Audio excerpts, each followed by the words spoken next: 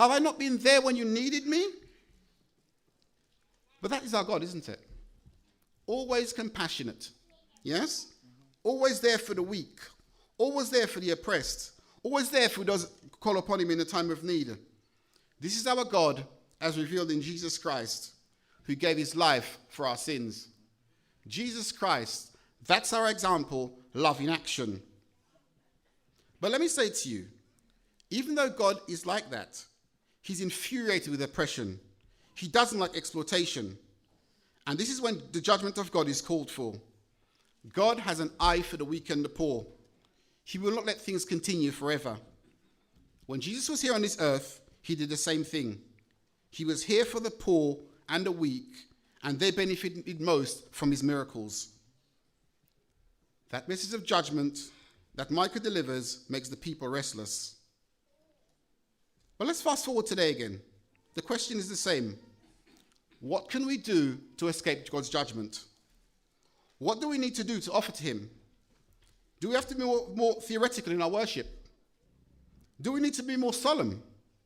Should we increase our tithes? Should we increase our offerings? Should we use the Bible more text in our discussion? You know, as you go along, you hear people give you all sorts of things. I hear people say, we need to preach more prophecy. We need to preach present truth. But church, who's our example? Jesus is our example. And let's just look what he did. Let us look how he did it. Okay? Let me give you an example. You know, a lot of people talk, meet somebody you want to give them Bible study. You meet a young lady. She's got 3 children. She's got no food to eat. They're hungry. She'd recently been given a flat by the council. It needs decorating. What are you going to do? Invite her to church? What are you going to do? Give her a Bible study? Her kids need to be fed. So the first thing you do is you feed them. You come inside the church and you say to the men of the church, hey, I've found somebody who needs us. After all, we should be here for our community. I've found somebody who needs us. We go, we decorate that flat. As you keep feeding her and doing those things to her, love in action. She then says, these people don't know me. However, they're willing to reach out and help me. Love in action. You know, many times we talk about Bible, bring them to church. There's no point in bringing them to church, okay? Until we've given them what they need and met their needs, there is no point bringing them to church. In fact, when we do bring them to church, sometimes we go off our way to make church as difficult as possible. You know, when they come, instead of encouraging them to come back, we actually encourage them not to come at all. You know, what we like doing is the things we talk about, we major in the minors. You know, we like the Pharisees.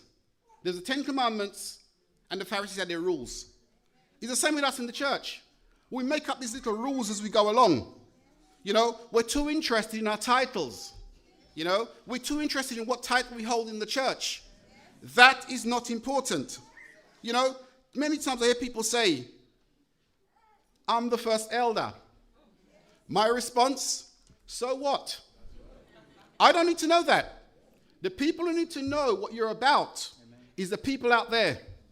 Have you shown the people out in your community that you're the first elder? And not by your title, but by your actions. You know, some people feel there's certain positions in church and higher than others. We're here to serve in the church first and then our community. I hear people say, you know, being a deacon's not good enough. Being a deacon's moving chairs. There are 2 offices in the Seventh-day Adventist church to which you have to be ordained. An elder and a deacon. That in itself should tell you the importance of the task. We know what to do. We know what to do. All of us know what to do. But the question is, do we do it? Why does it always have to take some sort of disaster? A famine, an earthquake, you know, pictures on the TV to spur us into action. Millions of pounds were pledged to the Haiti appeal, but many of it didn't get through. Yeah? We have to mobilize ourselves. Not only thinking about overseas, there are many people here in our own communities who need our help. Do you know, we always look for headlines in order to make us do things.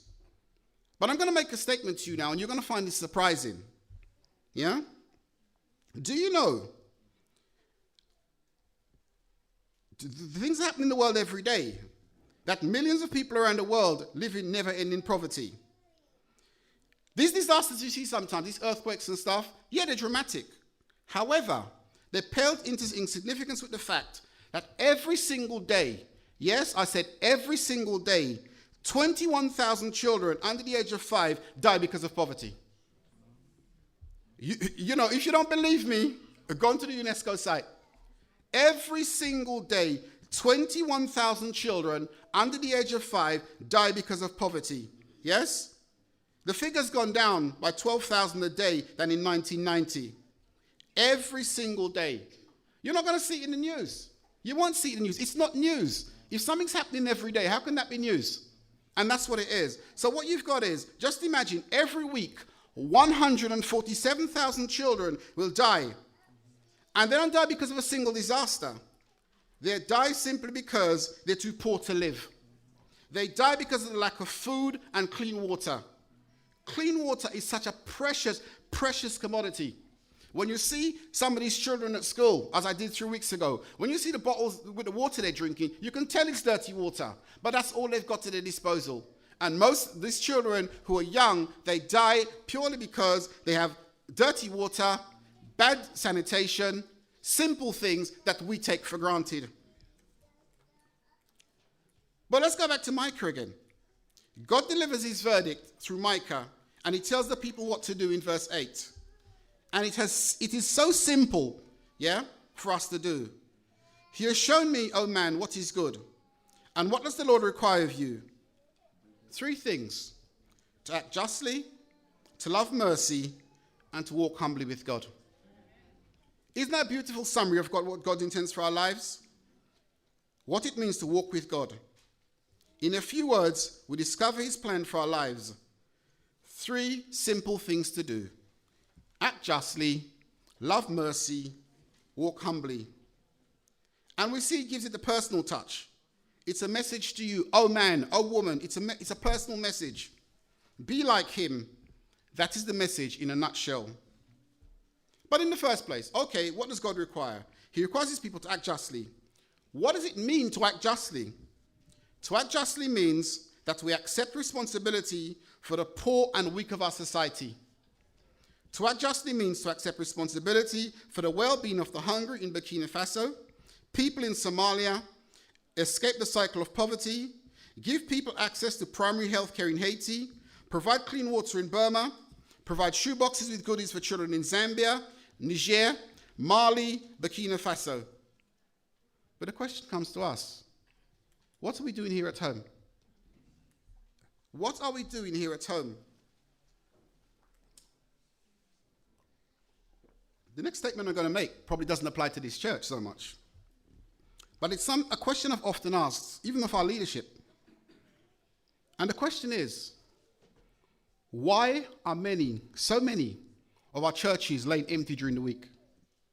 Nothing is happening in them.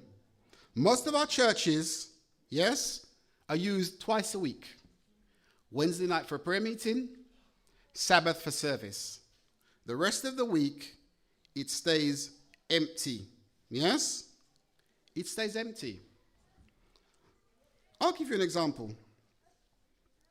When I used to be at Croydon, I used to be the administrator at Croydon Church. And at one time we were having quite a lot of work done, and I was having workmen come in and giving quotes and stuff.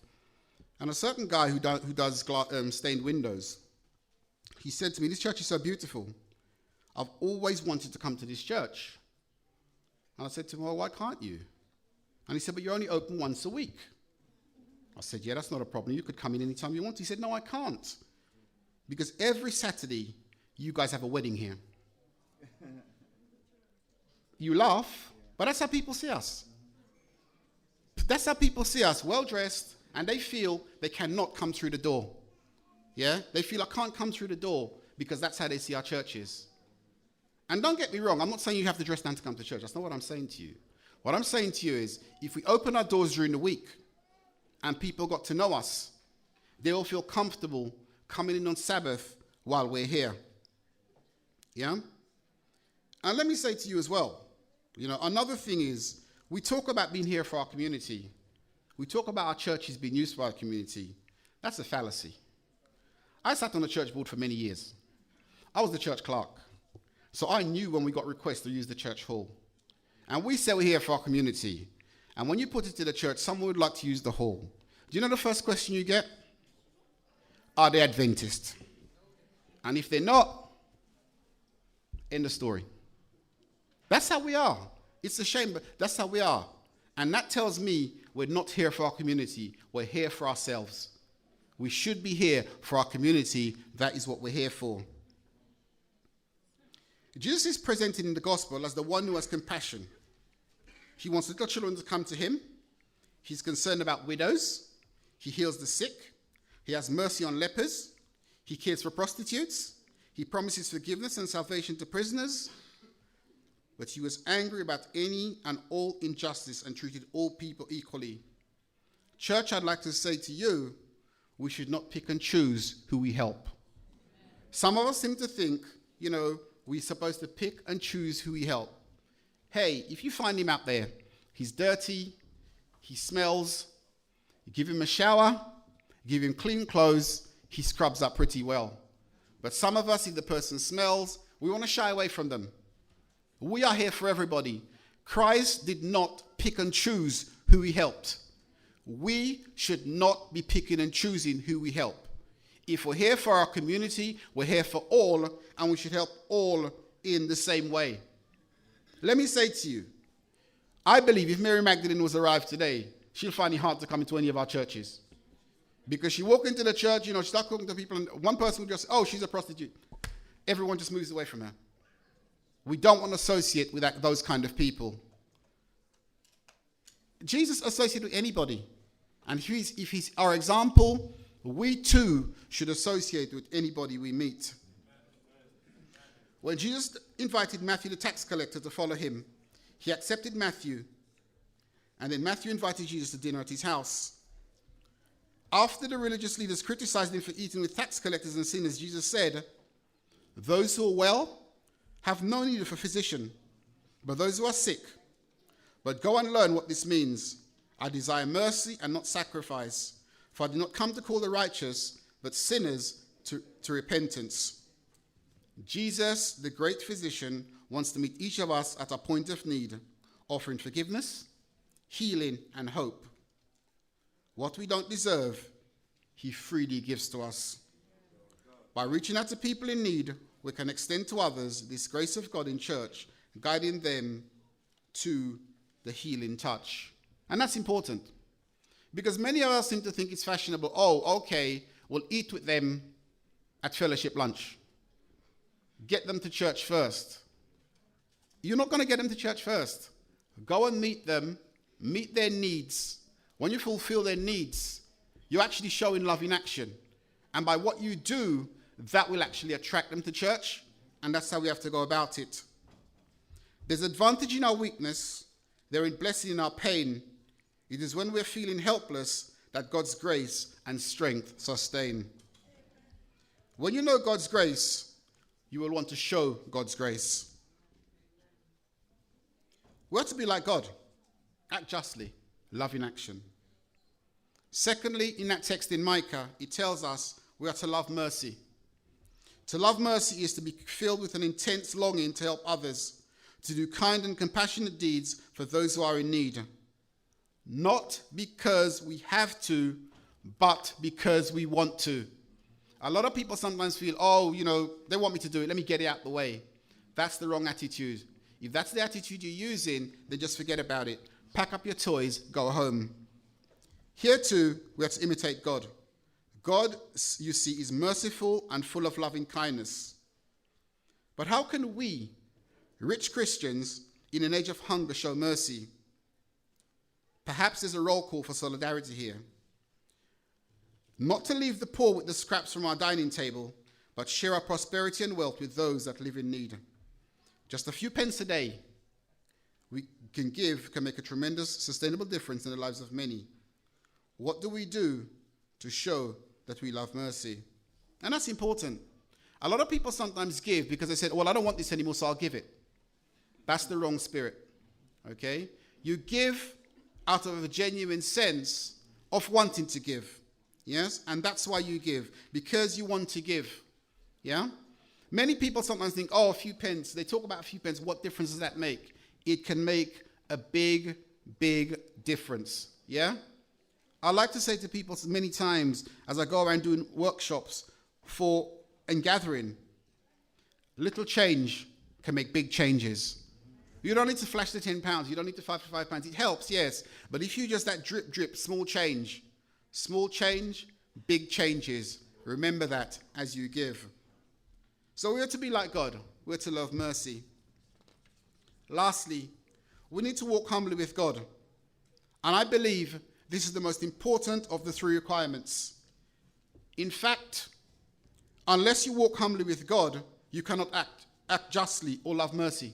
You need to walk with God first. So what does it mean to walk humbly with God? It means as much as this: to live in a respectful relationship with our Lord, to surrender to him and be prepared to walk the path of faith in prayer and obedience to God. Let him be the guiding principle for your life. That's all we need. We need God to be the guiding principle of our lives. Once we can do that and have a relationship with him, everything else will fall into place. So lastly, we're to be like God and walk humbly with him. So there we are. 3 simple things to do: act justly, love mercy, and walk humbly with God. That is what God expects from you. He expects it from me. Be like him. It's not in works. It's not in extra religiousness. It's not giving extra offering, extra tithe, but in growing to become complete in him. That's what we're trying to do. So when we walk out of here, what do we do now? Do we live our lives in separation? Do we live the north-south divide? Do we live in abundance and affluence? Or do we seek to cross the divide and show our solidarity with those that are forced to live in extreme poverty? In many countries in Africa, women and children, and a lot of time it is women and children, because I tell you, as I go to some of the countries I go to, I'm surprised at the work women do. The collection of the water, things like that, is the women and children who do it, not the men. So in many countries, women and children spend a large portion of their day carrying out a simple task, collecting water. In the dry season, the nearest source of water is 7 to 10 miles away. If they are fortunate, they have a donkey to help. Many gather only what they can carry on their heads and carefully walk along long distances home. Iwoga is a woman in Burkina Faso. The water we brought home was not safe. It was filled with waterborne diseases. Our children often get sick, and some would die just from drinking water. But ADRA came and made a difference. A couple of years ago, all of this changed when ADRA installed a borehole just a short distance from our village. Now we have plenty of pure, safe water for everything that we want to do. We use it for drinking, cooking, and bathing, but most importantly, our children are no longer getting sick. If they get malaria, we can now give them water as they will drink without fear that the water might make them worse. We are so thankful to ADRA for giving us pure, safe water for our children. People like Awoga need our help. When you go into a village in Burkina Faso, like I did in 2009, and you're welcomed by all these women and children singing, and you think to yourself, well, what have we done? And all they'll take you to is a borehole, which is a water pump, and which ADRA has put into their village and has made such a difference to their lives. And you're probably sitting there thinking, you open the tap in the morning and you get water. It's such a simple thing for you. But when you look at the lives they live, you'll see what a difference that borehole that ADRA has come and put there makes. And we can only carry on putting those boreholes if you help by giving us the funds to do it. ADRA is ours. It is not mine, it is ours. We can make a difference together, faith in action, you and me. But ask the question, how dedicated to the cause are you? How dedicated to the cause are all of you? I talked earlier about everybody raising £25, but how dedicated are you? Some people tell me, I don't go door to door. My response, so what do you do? There's other ways you can help the effort of ADRA to help others in other countries. Another one I get on commonly now, the pastor doesn't take part, so why should I? I'm not responsible for the pastor, nor you. And the response to that is, you know the end of Sister Wilma's story for the children? When Christ said, as much as you've done it to me. He's not going to be asking the pastor first, about your members. He'll be asking all of us individually. You're responsible for yourself. And even though the pastor might not do it, it might be discouraging, but that should not stop you. That is not a valid excuse for you not doing it. Amen. We will continue to help people in places where disasters occur, but we must not forget other major needs in the world. In the last few years, ADRA has been benefiting people in Burkina Faso, Myanmar, Rwanda, Papua New Guinea, Nepal, Mongolia, Somalia, Thailand, Zambia, and of course the UK. Some of these countries you may have never heard of, but I can assure you, people in those countries need your help. The 2013 annual appeal will focus on 2 projects, bringing water to villages in Burkina Faso and education in Myanmar. And of course, we'll continue to support our project here in the UK, working with ASNA, the Adventist Special Needs Association. All I'm asking you is this. Please, between the 30th of March and the 21st of April, please commit some time to raise funds or give generously to help ADRA during this year's annual appeal. May God continue to bless you all and keep you as you act justly, love mercy, and walk humbly for him. Thank you.